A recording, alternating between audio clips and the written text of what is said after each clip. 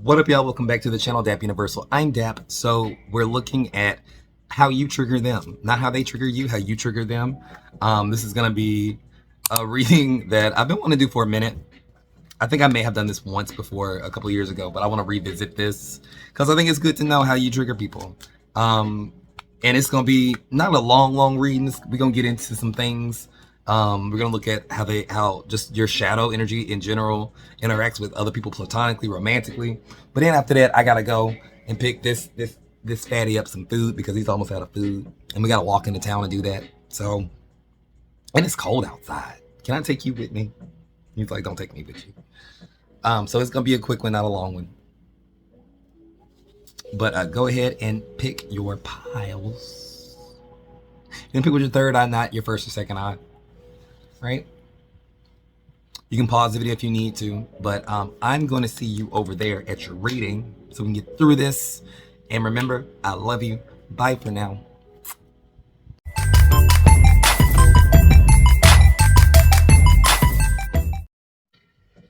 All right, what up, pile number one? Welcome to your reading. We're looking at how you be triggering people. How do you trigger people? Not how other people trigger you. This is shadow work. So if you ain't really down for it, you may want to click off. I think I told you that in the intro. You ain't gotta agree with nothing that I'm pointing out. This is just for you to listen, absorb, contemplate, reflect. You know, that we're gonna give it to you real today. We're gonna give it to you raw. We're gonna give it to you real. I do want to start with these oracle cards first, kind of see what comes up for you. So how just information on just your shadow side itself. We all have a shadow. Our shadow is what protects us, you know? Our shadow is what defends against, like, say, our childhood wounds. It's very subconscious, and we all have one. It's the things that we repress in ourselves that we don't want to see. And so whenever we have conflict with people, whenever we have disagreements, a lot of times it's coming from a place of the shadow. It's coming from a place of, like, I don't like what you're doing because I don't like that in myself. And so what I'm doing today is just pointing out certain things that may just trigger people. And it's not saying that you're right or wrong. It's just saying that this is what it is. You know, it's something in your nature that gets on people's nerves. And we all do.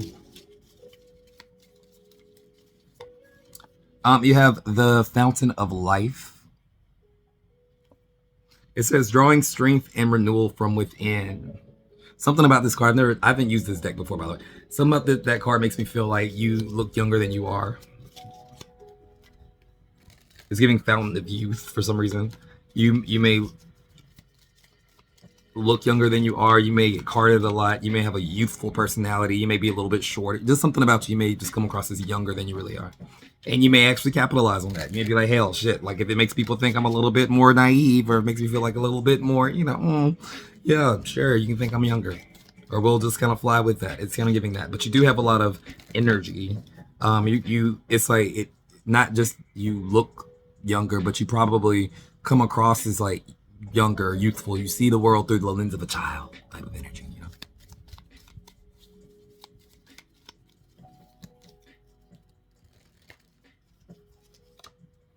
You also have the Wheel of Fortune.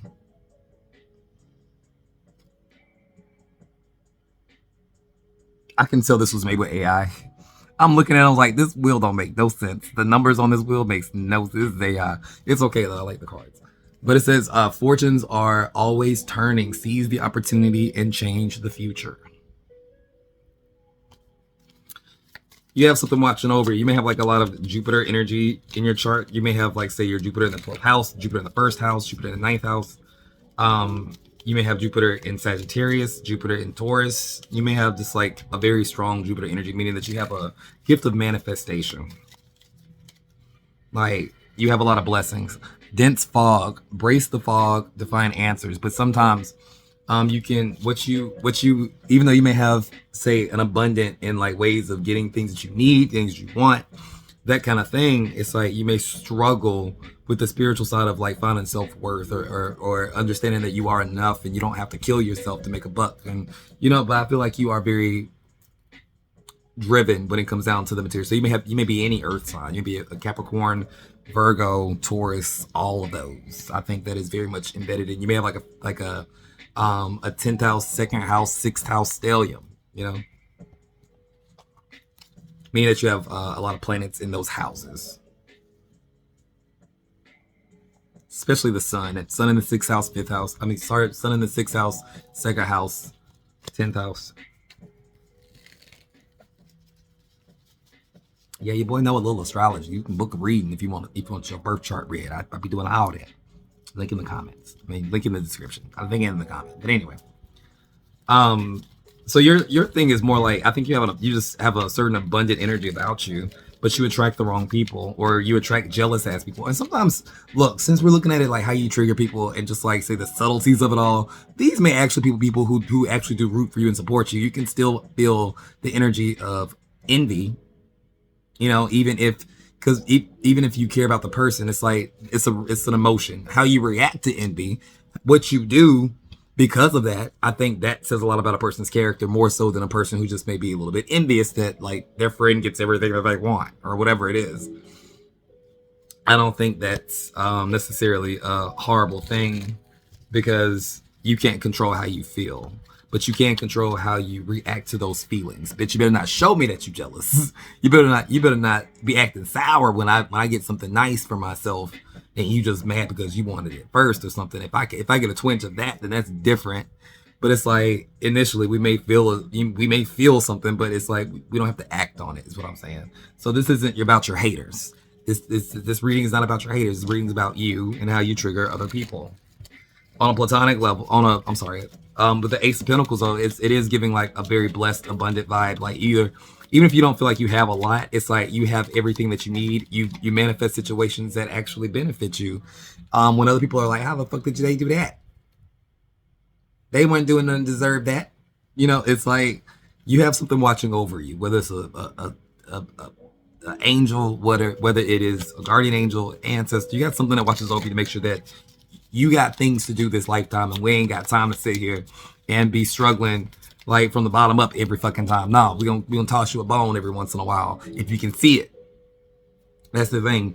A lot of times you have to be able to see it. Sometimes you have to be able to take that risk. Sometimes you have to be able to say, you know what, I'm gonna pull myself up from the bootstraps and I'm gonna like take a chance, because god damn it, like I could win big, or I can hit big, or whatever in life if I just believe myself a little bit. If I always operate from a place of like making decisions where I'm gonna probably win a little bit more than I'm gonna lose, though, I'm always gonna put myself out there. That's the kind of energy that I get from you.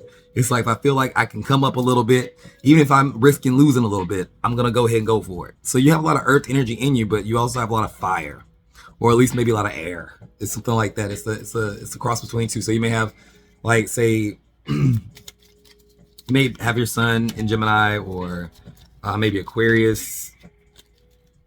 I'm getting strong Virgo energy, though. It may just be like the Mercurian energy of it all.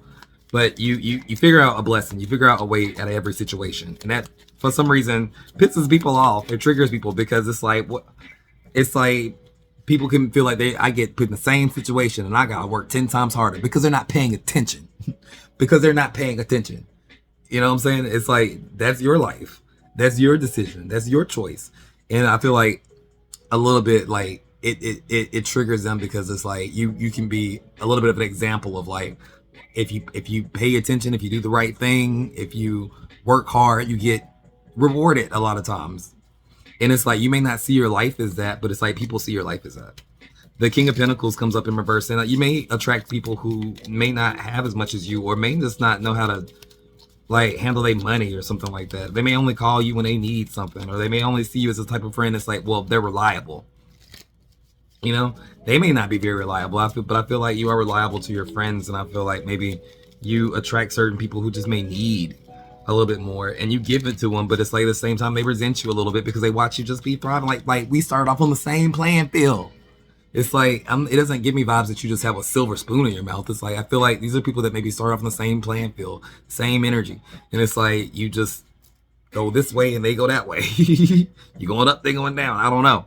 But you keep these people in your life because you believe in them, or like you want to help them. But it's like at the same time, it's like, don't get burned too many times. I will tell you that. Don't get burned too many times, especially not by the same person. Romantically, I do feel like you manifest your romantic relationships as well. You go after what you want. Um, and the thing about that is, damn, just like pile number 2, you give off the energy of like, if I'm here, then you should know I want to be here. If I'm not here, then I don't want to be here.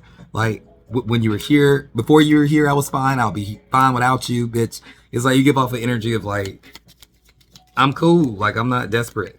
I'm not out here like trying to like if you try to cut me off or you try to like back away or something like that, I'm not gonna sit here and chase you. It's giving that you don't have that problem. It's not even it, and I feel like you mean it. I think Pile 2 didn't mean it as much. I think you mean it. Like, bitch, I don't need you. I barely even want you. But you get under your partner's skin because of that a little bit. You make them feel a little bit not needed. You make them feel like you could be anywhere else and be fine. Tell up in the comments if that resonated, how that resonates. Remember, I love you. This wasn't about me tearing you down. This is about me building you up through some self-awareness. So like the video, subscribe to the channel for that alone. Remember, guys, if you got spirit, what spirit got you? Blessings in all we do. Bye.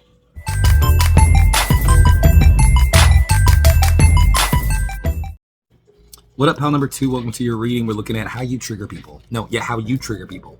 Not how other people trigger you. How you be getting on people's nerves. Both platonic and romantically. We're going to be looking at all of it.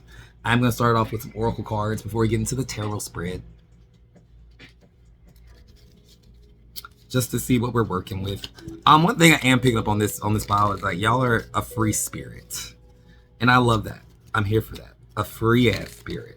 Don't tell me nothing. I love it. You have meeting of the fates. At a crossroads of destiny, important choices to be made.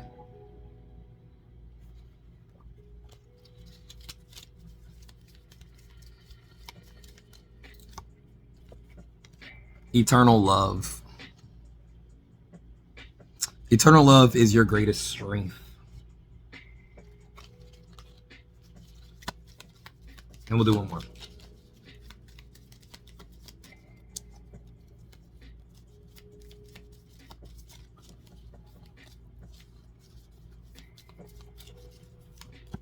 You have storm boat. Perseverance and courage to keep sailing even in the midst of a crisis. So what I get from you is like you're a free spirit, you free love. You don't hate the player. You sometimes you hate the game, but you don't never hate the player. What I mean by that, I feel like you don't necessarily, how you trigger people is that you don't necessarily show all your cards, and you don't always necessarily give the vibes that you give a fuck about what people think. You don't let yourself get so close that you can't see what's right in front of you. And I feel like people oftentimes want things that they cannot have, or that they feel that they cannot have. You give people a feeling of exclusivity when you're with them, whether it's a friendship or romantic, whatever it is. You make people feel like if you're in my presence, then you deserve to be, and it's exclusive. I don't spread myself too thin. I'm not out here trying to make a bunch of fucking friends. I'm not out here to please people. I'm here to figure out what I'm trying to do and what direction I need to take and go that way. So you give off a vibe of a person where it's like, hey, if they spending time with me, then I should savor it, you know? And a lot of people don't like that. They don't like that. They like to think that they have access to you whenever they want to. And maybe that's not the case.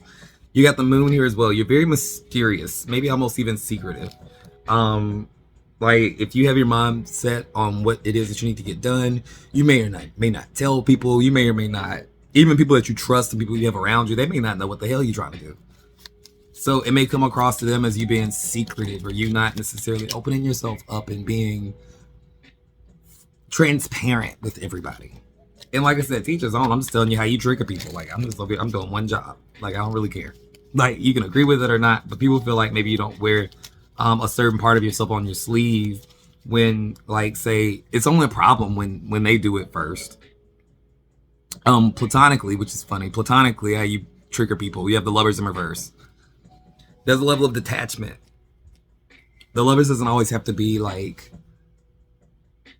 romantic partnerships. This could be like, say, someone who, I just want to be your best friend and you won't let me be your best friend. It's giving that you're like, I don't do best friends, I do associates. And so it's like I said, people want what they think that they should have access to and what they can't have. So like on a level, it's like you may have people who will fight for you, even on a friendship level, fight for you. Like the Ten of Cups comes up in reverse. You don't share. You don't give them that gushy, ooey gooey feeling that they want to have when they're in your energy, and that pisses them off in a sense. So that makes them feel like, well, what's wrong with me? And it's like, babe, nothing's wrong with you. It's just like, this is how I am. Like I said, I'm not pointing a finger, like trying to say like anything that I'm pointing out is wrong. I'm just saying this is how you get under the skin of people. It's like, it is what it is. The Ten of Cups in reverse is like saying you do have people in your corner who do really want to share with you, and it's like maybe you really don't let them in. I see the Chariot in reverse, and now it wants to be upright, and it causes people to move on, but also like you don't really pay too much attention to it because it's like you have. I like this image of it. This is a Chariot. You pulled it on this side, which is like you just see the back side. You see him leaving, right? He has a cup on, like just one cup by his foot that you normally wouldn't be able to see, showing that he's a water sign. It's Cancer. But it's like saying you're self-loving yourself. Cancer is about nurturing. Cancer is about feeling at home, but this is about feeling at home with yourself. You put your cup down. You don't even advertise it. You're not even here to share it. It's mine. So it's almost like saying you're very self-focused, and maybe it's just the way you have to be in order to feel like you can get anything done. Maybe you don't have a whole lot of support, or you feel like you don't have a whole lot of support. Maybe you're not used to having a whole lot of support. Because there's people in your life now that really do want to support you and share with you, but you have to be able to give in order to be able to get, you know? You have a problem receiving, but you also have a problem giving. Not like material or like helping people. It's more like you have a problem really, truly giving. You're part of yourself. You know? I think you would rather give people money or rather give people a favor or something like that if it means that you don't really have to connect with them as genuine as they want you to. You know, like, here, take some money, get out my face. Like, oh, you want to borrow $20? Here, take it. You know, it's almost like that. Because if it's about being vulnerable, you ain't really about that. And how you trigger people in romantic situations. On a romantic side, you got the Eight of Swords in reverse. Meaning that you don't get stuck. And that's not a bad thing, but people don't see you as like, it's almost like saying they feel like whether you're here or not, you'll be fine. Like, you give off the impression when you're in relationships, even romantic relationships, like, I'll be fine either way. I was fine before you, I'll be fine after you. What you trying to do, what you want to do. Don't play games, don't fuck with me. Like, what do you want? And we can go from there. And that's not very romantic. Sorry, but it's not very romantic. You're like, I don't want no problems. I don't feel like I'm missing no boat. It's like I will very easily give off the impression that I will leave your ass sitting right over there where I found you and keep going on with my life. And the sad part is I don't even think that's true. I think you get just as choked up and just as upset and just as hurt and just as, you know, heartbroken as the next person, but you just don't show it in the same way, or you're very reluctant to show that your feelings are hurt because it's weakness. And that's not, you know, that's how you trigger people. You make people feel like, you know, I didn't need your ass anyway. And that's not the warmest way to go about it. I don't know. Sign up in the comments. Let me know how this resonated. I'm gonna lay off you because I feel like you be in my comment section trying to cuss me out. I ain't even do nothing. I'm trying to tell you, I'm just here I'm just pointing shit out. But I love you though. I mean it. Remember, if you got spirit, what spirit got you? Blessings and all we do. Bye.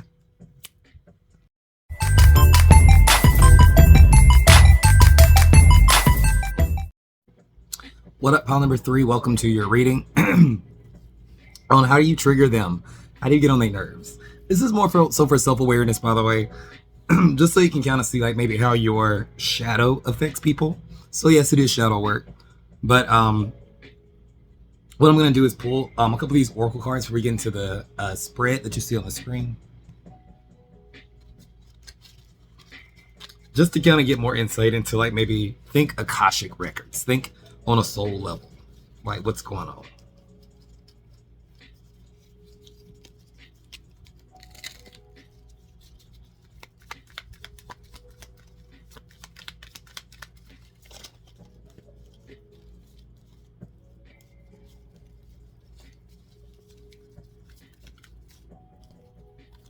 All right, so we have the gift of darkness. There are gifts in the darkness. Discover the treasures within. And you have ghost ship. Lost souls and unknown destinies. Okay. So you have a tendency to kind of linger in what I call the underworld. What I mean by that is, like, you've seen the darker sides of life. You may have dealt with, like, say, really abusive relationships. You may have struggled with, say, addictive type of issues. You may have been homeless. You may have been, like, basically when I say, like, the underworld, it's like the underbelly of, like, society is what people would think of the underbelly. But it's like there are a lot of precious lessons that get learned there. And it's like a lot of people who go to that place are not necessarily low lives or meant to be in that place forever. They're meant to, through darkness, learn what their light is, you know? So we don't judge people who may be going through stuff. Bottom of the deck, you have the mystery of the deep sea. Delve into the uncharted territories and discover hidden treasures. So this could be like a very plutonic energy. Somebody who just have a lot of chaos. You may be someone who brings a lot of chaos with them unintentionally because of circumstances, because of the people, like, who may just be in your life, just your fate, whatever. It's saying, like, you leave a lasting mark on the people around you because of circumstances. And your card here is the Three of Wands in reverse. That represents, like, maybe just like your shadow essence in general, which is maybe someone, for a lack of a better word, someone who doesn't plan very well.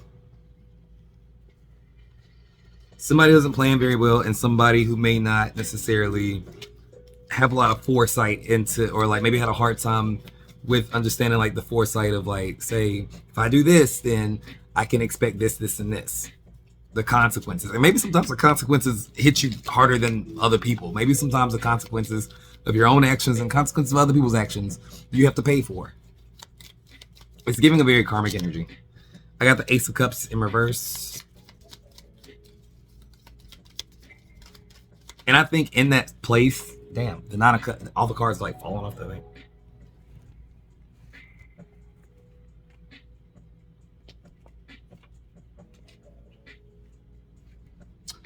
Sorry.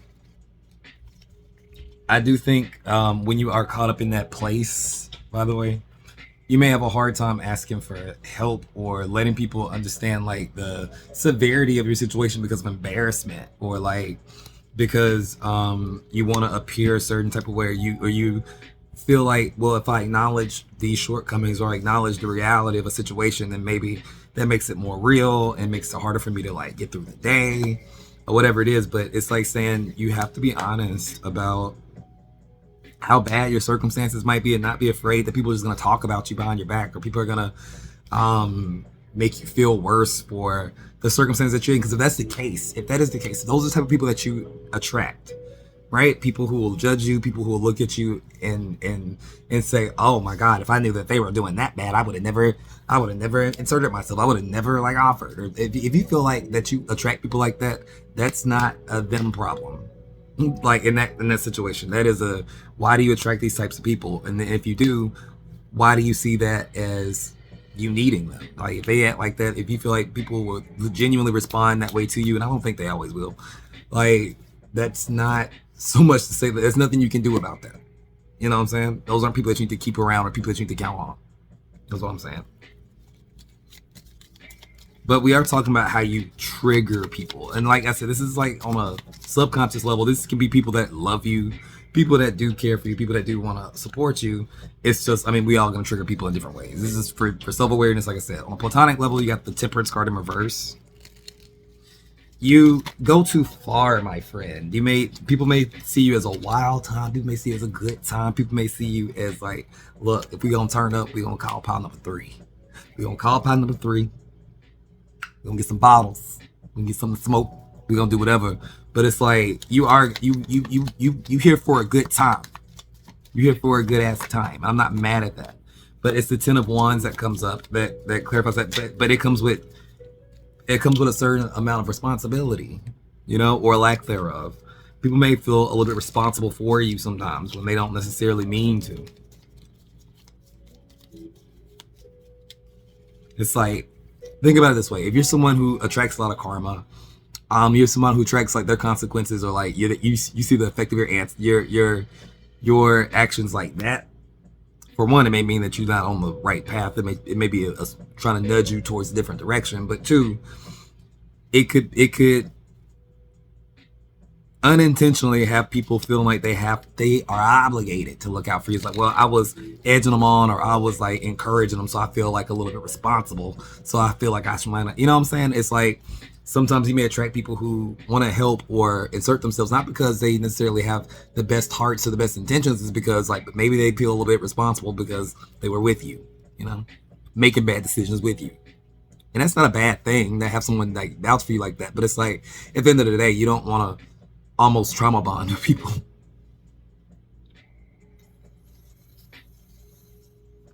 Or bonding on a foundation where we're both doing dirt, or we both ain't doing what we're supposed to be doing. It's not a foundation for a good friendship.